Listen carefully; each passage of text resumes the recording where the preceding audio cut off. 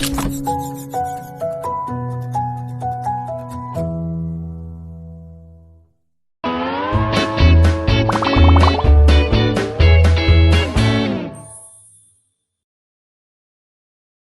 there, good to see you again. In the last video, we measured your happiness levels. In this video, I want to first talk about something I call the 7 deadly happiness sins.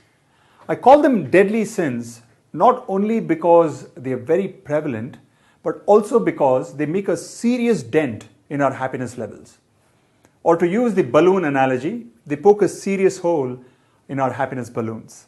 Here are the 7 deadly happiness sins. Drum rolls, please. The first sin is devaluing happiness. That is, even though we all want to be happy and we want to lead fulfilling and meaningful lives, we often sacrifice happiness for the sake of other things. Now, you may find it surprising that people sacrifice happiness for other things, given how important happiness is to us. But wait till I present the evidence to you. As you will see, most of us sacrifice happiness not just once or twice, but multiple times a day. And then we wonder why we aren't happy. The second sin is chasing superiority. Many of us believe that the secret to happiness is being superior to others. So we start chasing superiority. We want to be the richest, strongest, fastest, most powerful, attractive, most famous, etc. As it turns out, chasing superiority is one of the biggest killers of happiness, as we will see in week 2. It pokes a giant hole in our happiness balloon. The third sin is being needy, or its opposite, being avoidant. We all want to be in healthy, loving, nurturing relationships, but sometimes this desire can be expressed in ways that are unhealthy. Many of us are guilty of being too needy. Being needy is not good for happiness, but neither is its opposite, being too avoidant or asocial. We'll see why neither neediness nor avoidance is good for happiness in week 3. The fourth sin is being overly controlling. Many of us feel that the reason we are not happy is because my wife won't tell me how a day went, or my husband doesn't know how to be nice to guests, or because my kids don't obey my orders, or because the weather isn't as warm as I want it to be, or my favorite team didn't win the soccer game or baseball game, and so on. As a result, we end up trying too hard to control other people or to control the outcomes that we want. And this in turn lowers our happiness levels, as we'll see in week 4. The fifth and the sixth sins will be covered in week 5. They are distrusting others and distrusting life, respectively. Both sins share the common theme of distrust, but one of them has to do with distrusting people, while the other has to do with distrusting the outcomes and events that happen in your life. Distrusting life means looking at your glass and thinking that it is half empty rather than half full. It has to do with focusing more on the negative things in your life than on the positive things. As we will see in week 5, both types of distrust lower happiness levels. The seventh and the final sin is unwillingness or inability to tap into something that one might call the source within.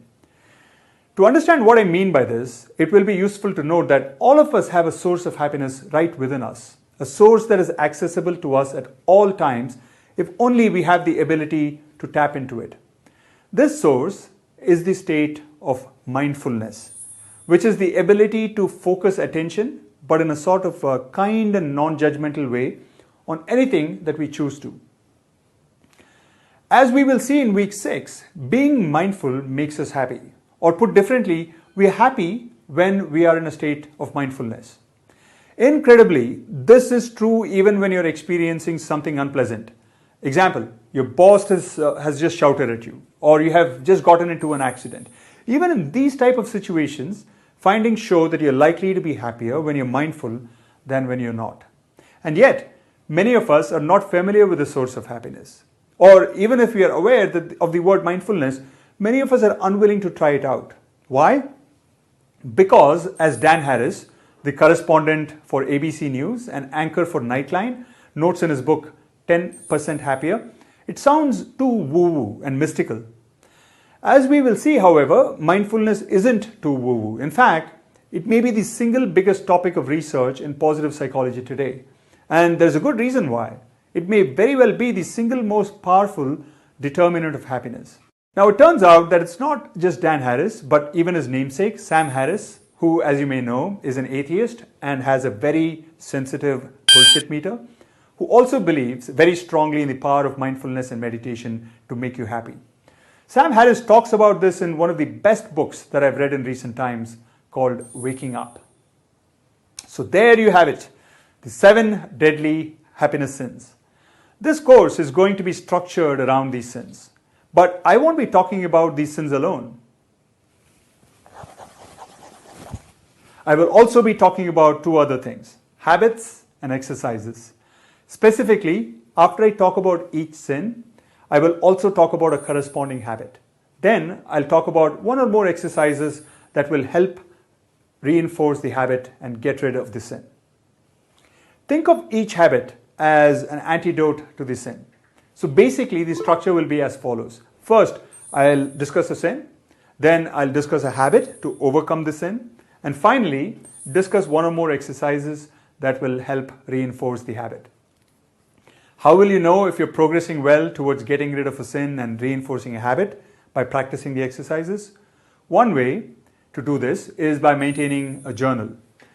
In the classes that I teach at the Indian School of Business and at the University of Texas, the journal is one of the required assignments. For this course, however, I'm not going to make the journal a required assignment. But I strongly urge that you maintain a journal if you can for the next 6 weeks till the course ends. Adios and see you in the next video.